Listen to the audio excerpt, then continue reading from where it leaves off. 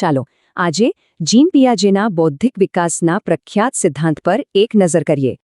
આ મૂળભૂત સવાલનો જવાબ પિયાજેના 4 તબક્કાઓમાં છુપાયેલો છે. પિયાજેનું કહેવું હતું કે બાળકોનું મન પુખ્ત વયના મનનું નાનું વર્ઝન બિલકુલ નથી. આ કોષ્ટક આપણને જન્મથી કિશોરાવસ્થા સુધીની સફર પર લઈ જાય છે. તો આખી યાત્રાની શરૂઆત થાય છે જીવનના પહેલા 2 વર્ષથી.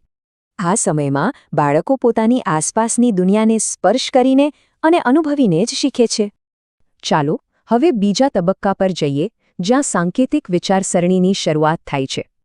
અહીં ભાષા અને કલ્પનાશક્તિ ખીલે છે, પણ બાળક બધું પોતાના દૃષ્ટિકોણથી જ જુએ છે. હવે ત્રીજા તબક્કામાં તર્ક અને લોજિકની એન્ટ્રી થાય છે. આ ઉંમરે બાળકો જે વસ્તુઓ જોઈ કે સ્પર્શી શકે તેના વિશે તાર્કિક રીતે વિચારી શકે છે. અને છેલ્લો તબક્કો, જે આપણને વર્તમાનની સીમાઓથી પણ આગળ વિચારતા શીખવે છે.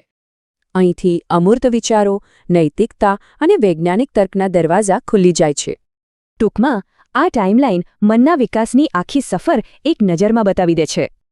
અહીં સૌથી રસપ્રદ વાત એ છે કે વિચાર જે છે થી જે હોઈ શકે છે સુધીનો મોટો કૂદકો મારે છે. તો આ બધાનો મુખ્ય સાર શું છે?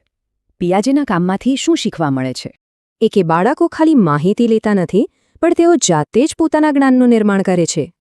આ સમજ માતાપિતા, શિક્ષકો અને બાળકો સાથે જોડાયેલા દરેક માટે બહુ કામની છે.